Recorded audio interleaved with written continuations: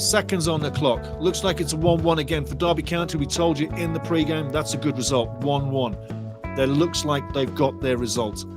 2-1 to Wrexham. Outside right now. Can we come up with a late piece of magic? Doesn't look like it. There you go. She's run a race. The game is done. 1-1. Derby get the result that they were looking for. We're into the pre-game and the post-game. Sorry. We're into the post-game right now. 1-1. The race is run. Phil doesn't look too unhappy with that result. Tough game. And looking at the two players, they're showing, or the sets of players, they're showing lots of respect to each other. Tough game. Battle of attrition. Not a pretty game, and you're going to get them. Derby in the bottom three, looking for survival, looking for points, looking to keep the season going. They'll be very happy with the 1-1 result. No doubt about it. Let's face it, Louis O'Brien putting Wrexham up early. It should have stayed that way. It should have stayed that way. And out of nothing, Brereton Diaz gets a beautiful shot into the corner. But you've got to say, as the ball comes into the middle, Louis Brunt, his feet get mixed up. He gets out of place. And then Arthur Okonkwo, guilty of being too far off the line, should not have been that far out of his goal with the guy coming forward threatening. He should have been backing up close to his line. Considering how easy Arthur was beaten on that shot, will show you how far out of position he actually was. How far out of position he actually was. And that's just pure honesty. Man of the match, if you're looking at it, I've got to say, in my opinion, your opinion, let's have some man of the match opinions, but I've got mine in my mind, what I'm going to call in about 5 minutes, 10 minutes, man of the match. But you got to say, Derby are full credit for that draw. We didn't click today like we finished at Norwich. We started like it, but it didn't continue. I'm not despondent. I'm not down about a point, because that's another point as we go towards 50. We're not in the bottom three. We're not in a bad place. And hey, this was a physical game. You got to say, the likes of Windass came in and tried his hand here. Brody came on. A lot of physical plays, a lot of fouls. Referee Tom Nild had a great game. He made it a little bit more static and sporadic in the second half with slowing it down, but he called what he did. And he could have brought out 2 red cards. Louis O'Brien in the first half was lucky not to be sent off. And obviously in the second half and in the first half as well, Derby had the same thing happen to them, where Adams could have been walking into red card land as well. Didn't happen. Came away with the yellow. Looking at the game itself, call it battle of attrition. Not one of those games that you're going to remember. But remember this, we didn't lose. And that's another match unbeaten. And once you start to become unbeaten, like we did in the last couple of years, you start to keep unbeaten and you start to go on a few runs. Right now, we're on a run. Looking at the stats, though, in a second. But right now, we're on a run. And as that run continues, so the confidence builds, more gelling time with the players, it'll become a more compact picture. And each week we come in, you're going to see a few of these games come along where it's not going as easy as you think it should do, but that's the level of this Championship League. If you don't score, you get scored on. We scored early. We should have added the second. We said in the chat, hey, boom, let's get a second in there. It didn't come along. If you don't score, you get scored on. You get punished.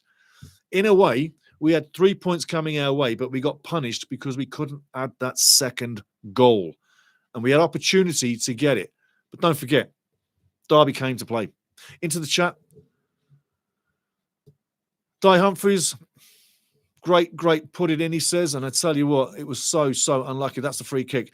Grim plays, I'm happy with 1-1, yet another non-defeat. There you go. There you go. Happy with a 1-1, no defeat. Fernando Villarreal, 1-1, bummer. Yeah, it is a little bit, but you know what? You get what you deserve when you get a game like that. We were not muscling. We were not dominating. We didn't dominate the day because Derby County wouldn't go down. They were resolute in defence. They made everything difficult. They slowed the plays down. Where they had the throw-ins, they weren't rushing. Where they had the corners, they weren't rushing. When they had anything, they weren't rushing. It was very straightforward, pragmatic defending right across their team. Phil J. Weston, take a point. But that first home win is still eluding us. And it so is. It so is. It so is. It so is. We'll get to that in a second. But yeah, that first home win, it'll come. It'll come. And it'll be the same kind of thing that you're seeing in all kinds of sports, all kinds of form of football or whatever. Once you get one, you'll get them more. It's like when you're waiting for a bus, you can't get a bus in the olden days, and nowadays the bus is not there. But when one comes, they all come, sort of thing. Yeah. You need a cab, no cabs around, and all of a sudden your city's full of cabs. Yeah. You can't have enough. Once we get that first win, it's going to come. It really is going to come. It is. It totally is. Di Humphries, thanks for the commentary. Better than listening to Sky Sports. I tell you what, smoke and makeup, they bore me to death. I like presentation, but I like real. Smoke and makeup, it just turns me off. And if you're not going to talk real, then why are you talking? Smoke and makeup, it just bores me to death. It's a turn off. It really is. It doesn't do anything for me. I like real people. I can hear men or women talk football, not a problem. I'm not saying that. For anybody thinking I am, I'm not. What I'm saying is I like real brains, real knowledge, and I also like real players from the real leagues of football talking real football terms. Yeah? What's wrong with that? And also, the real guys have a bit more humor or a bit more about them and a bit more interest. Who doesn't like listening to Roy Keane? Who doesn't like listening to Roy Keane? Eh? He just says it how it is. Do your job.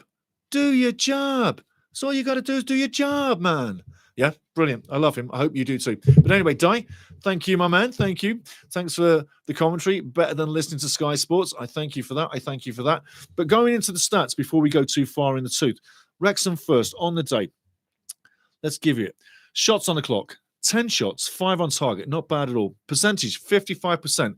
Home team, percentage. That's not bad. 448 passes, 9 fouls, 1 yellow card, 2 offsides, and 4 corners. Derby, on the other hand, 5 shots, 3 on target.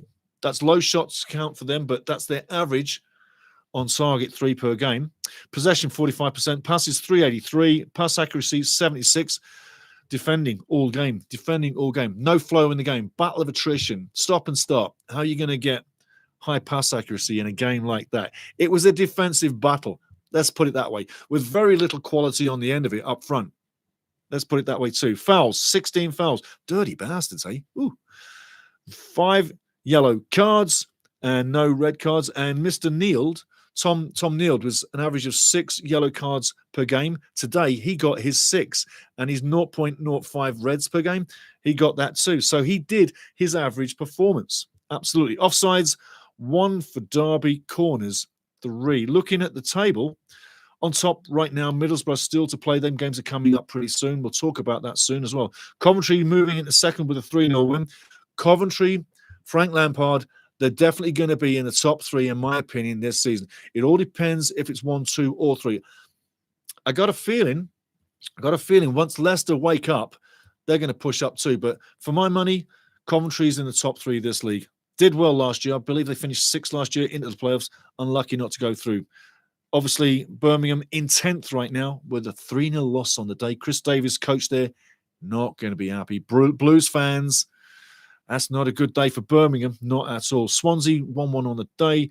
They literally were 1-1 on the day. They're in 11th right now, and Wrexham in 12th. Going to go for the scores right now for second. 1 moment. Scores on the doors. And again, guys, that was a battle today. We didn't look bad. It wasn't a bad game. It was just a battle of attrition. Like I say, scores on the doors. We've got 3 1-1 draws. Swansea 1, Millwall 1. Wrexham, as you saw, with Derby 1 apiece. Yesterday, West Brom 1 apiece with Leicester, and they were winning until the 90th plus 3rd minute. West Brom were, and Leicester score. And obviously, Coventry City 3-0 on the day. Brandon Thomas Asante on 16, an own goal from Bright Osei Samuel, and Victor Torp on 78. The red card, Birmingham, Jack Robinson on 42 minutes. And from there on in, Coventry proceeded to put 14 shots on net, 5 on target, scoring 3. Birmingham, 5 shots, didn't even get 1 on target. Games coming up. Let's tell you about them ones. Ipswich taking on Portsmouth still to come. Charlton Blackburn, Southampton Middlesbrough. Can Southampton come alive? They have absolutely done nothing so far ever since they came down from the Championship. Can they get something going? Who knows? Who knows? We'll have to see about that one. Into the chat.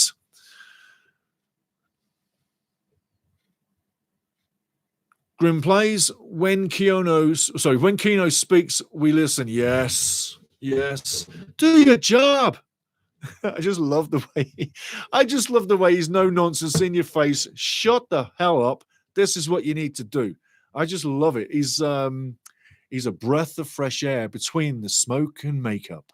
Absolutely. Kent Gulliford, he's out camping this weekend, weak internet, so stuck on iFollow. We'll take the draw. Absolutely. Kent, if you're listening, you need to go and watch the bloopers video down in the library. Start that library. I think you'll see something about you in there and a few other people, but you need to see that unless you have not seen it. But you should go check it out. Check out the library down below. And I'll obviously be posting the post-game later, guys, with all the artwork in there as well afterwards. But yes, games coming up. Southampton, Middlesbrough. Will they get it going, Southampton? Not with defending like that. You think we got bad defending? Theirs is not good at all. And we lost to them on the opening day of the season. Holy shamoly. Sheffield QPR. Can Sheffield get something? And is QPR going to win 4 in a row? Rangers, ever since they won against us, they've just gone on a tear. They've gone on a tear. Woody Windsor in the house. How you doing, brother? How you doing? We're ahead of Ipswich and... Oh, the screen just moved on me. Woody Windsor. There's Woody. There you go. We're ahead of Ipswich and Southampton, if that's any consolation. Absolutely. Into the pre-game, when I showed you that graph between the League One teams and the Premier League teams that came down to the Championship, League One teams that went up to the Championship, the graph at the pre-game, go look at that. Yes, we're doing good. And the Championship is a tough league.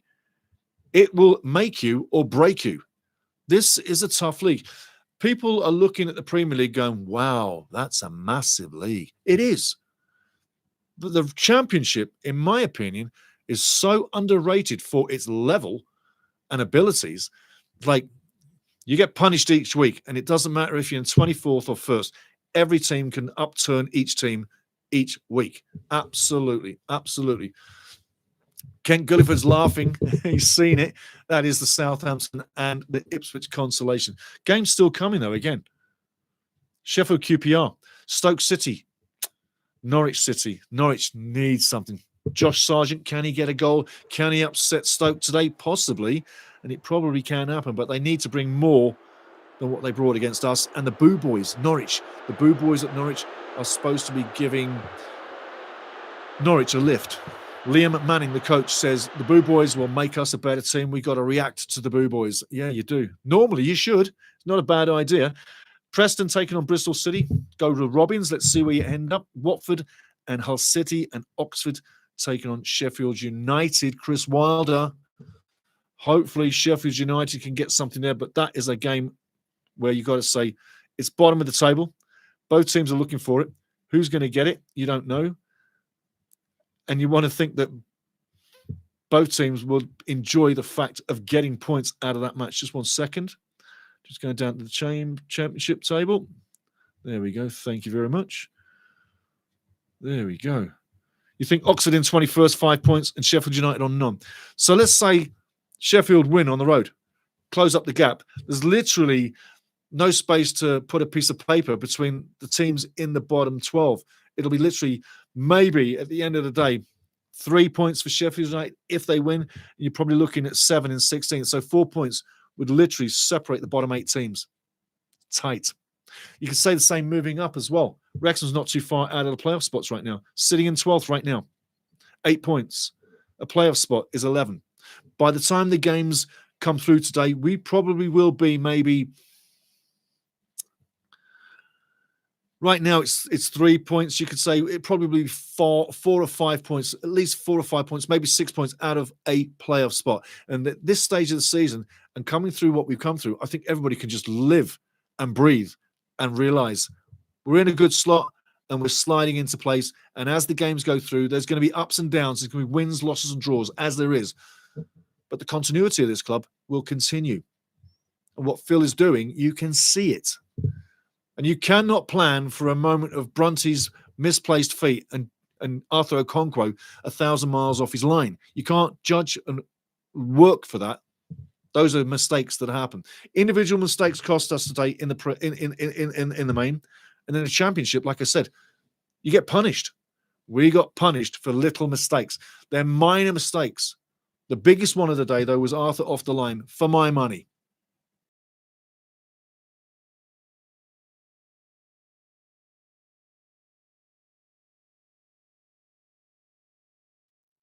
It makes you think sometimes. It makes you think sometimes. He came through Arsenal's academy, yeah? Great training, great schooling. The last few years he was decent, but he's always been plagued with errors. His kicking game is not massively bad, but it's not fantastically good for a guy that's been at the level for this long. Why is his kicking game not the best? Why is he off his line so far? Sweeper keeper. You can say that he's a sweeper keeper like all the sweeper keepers around the world, but there comes a time where you've got to read that play, see where Brereton Diaz is coming across, see that Brunty is stumbling the wrong way, and there's going to be an opening in the space that, yes, that curling shot's coming in, because there's only one thing coming in. There's the only shot available at that moment was that curling shot. And Arthur's so far out. So big mistakes cost us. Yeah, it cost us 2 points. That cost 2 points. Okay? 2 points. That's what it cost us today, 2 points. So, like I say, tonight Arthur goes to sleep, lays his head on the pillow, has a couple of thoughts after his coffee, and thinks, I should have probably been about 4 feet behind where I was. I was too far off the line. Boom, done. Simple. Simple. Villarreal, I thought it was harsh, but couldn't argue. You know, it's all about honesty. I can't lie to you. I'm not about to. I don't lie to anybody in life. If you knew me for all the years, and my family does, they know I tell the truth about everything. I can't lie. Do you know why? I don't want to lie. I can't lie because I don't want to lie. I don't want to say anything that's not true. I've never looked over my shoulder all my life. I've always said the truth. And I've said things respectfully and nicely, not nastily. Like I explained, Arthur, I could rip his face off for that goal if I wanted to. I'm quite angry about what he did. But it's the way I address it. Can't rip him to bits because, let's face it, over the years, Arthur's put in some magical saves and he's saved his points as well. But the errors look worse than the hand of God saves that he does sometimes. Remember that hand of God save down at Millwall, and Yagit was in the chat and he couldn't believe the save, and Arthur would subbed in, and that was for Danny Ward. Crazy, eh? So there's ups and downs, but it seems that the mistakes when he brings them cost us more than sometimes the great saves that he does bring as well. Interesting way to think about it. Interesting way to think about it. Woody Windsor, take care, Stevie. Bye-bye. You too, Woody Windsor. Have a great weekend, buddy. Lovely points. Great to see you again, matey. Grim plays, it's down to the coaches. Absolutely. 100%. 100%. It's down to the coaches. Not a problem. And Fernando Villarreal, you're not being harsh, mate. You're being totally honest. But yeah, Grim plays, get better coaches. That could be the reason. That could be the reason. And he's talking goalkeeping coaches, guys. He's not talking Phil Parkinson or not any of the other top coaches. He's talking about the goalkeeping assistants and that sort of life. Fernando Real, I'm not sure players have levels. Maybe he has reached his. It lets you question that. It lets you question that. Why would Arsenal have let him go if he was a prize asset? And we didn't pay through the nose. But why would they let him go? That's the first thing. Has he reached his ceiling? Is this his top of his level? All he's got to do is walk back 5 paces and he makes an easy catch. Like that. He's just got to be back 5 paces. And again, on that play, if you can't read that play, as Brereton Diaz is coming across, as Brunty stumbles, if you can't see that happening and know that Brereton Diaz is now coming into the space where the only thing open is that curling shot, then what are you doing on the training field? Why are you rated so good? Why can you not see that mistake in the game and adjust, whereby you can see the close-up mistakes and make a worldy save and make it look like nothing? It's an interesting way to look at things, but why? Into the chat again. Grimplay's answers, true, but his training at Arsenal was a lot better. Yes, it was. And without good coaches, how can we expect a player to develop? I agree totally. So better goalkeeping coaches is probably what we're looking at. But that, to me, being honestly, is a basic error what Arthur brought today. And he will have to have no other recourse but to hold his hand up and say, that's my fault. Sorry, guys. You're not going to see it on the game, but believe you me, you've played the game. I've played the game. Doesn't matter what level. That's a basic in the game to be off your line that far. And that is a virus of the modern day game. You don't always see the goalkeeper chipped, but that wasn't just a shot. That was a chip over the goalkeeper, okay? Brereton Diaz sees Arthur off his line and knows he's got to flight it over. Arthur's diving, and he's still like a good 10 feet away from the ball with his hand as he's diving. Brereton Diaz categorically saw Arthur off the line and knew just to flight it over him. And it doesn't go in the top corner. Look how the ball finishes in the net and where it finishes in the net. That tells you everything. But anyway, Arthur's done a lot of good things in the past. Today, he has a bit of a blunder. Before him, Blunty blunders. And it's just 2 moments of bad luck and you get punished. And that's it. Bottom line. Grim plays. Better training. Pickle Kisser. Arthur looks like he's put on more mass size. He was way thinner last season. 2, he looks jacked now. Could that be affecting him? Absolutely. I see a lot of players that beef up. And it doesn't help. If you want to beef up your legs, maybe that's the main area. When you start beefing up, I don't know that helps you so much. You can beef up a little bit to make yourself stronger on the catch, stronger on the ball when the ball comes in on the ground, and stronger riding a challenge as you're collecting the ball mid-air as the forward's coming in to bounce you. You can have a bit more beef there, but you don't want to be Arnold Schwarzenegger style beefed up. Yeah, he does look heavier. He's put on bulk, absolutely, and maybe that could be against his game. But if he gets bigger, then I say yes, definitely. So there's a limit to how big he needs to be. I thought he was fine with his physique last year. Why build up? Why bulk up? But guys, shutting it down, leaving it as it is, I'd say this much. Tuesday is coming along. That's going to be more interesting. And the bounce. Do we bounce? Wrexham always bounce. We always bounce. The game coming up. Leicester City at the King Power. It's not going to be easy. It's going to be interesting. It comes quick. Leicester got a point on the road at West Brom in their last match. They didn't look great until they started to work their asses because I watched the match. Leicester were better in the second half and justifiably got that tying goal in the second half very late. There was a corner coming off from the corner. There's a melee. It came back in and bang, it goes in. A shot that came in from such an acute angle, you would have thought how the hell it got in there, but it did. And in the back of the net, it was 90+3. Leicester fans went berserk behind the goal, literally berserk. It's 1-1. We're coming up against Team Leicester. They fought hard in that game. They've had one game less to worry about, i.e. they've had one game more rest by Tuesday. So that will add in there 24 hours more rest time before the game comes. They're at home. I'm saying this, pressure's on Leicester to get the win, but the pressure's on Wrexham to stay and get a clean sheet. That will be the first mission, to stay with a clean sheet in the game. Arthur coming back will want to prove himself better.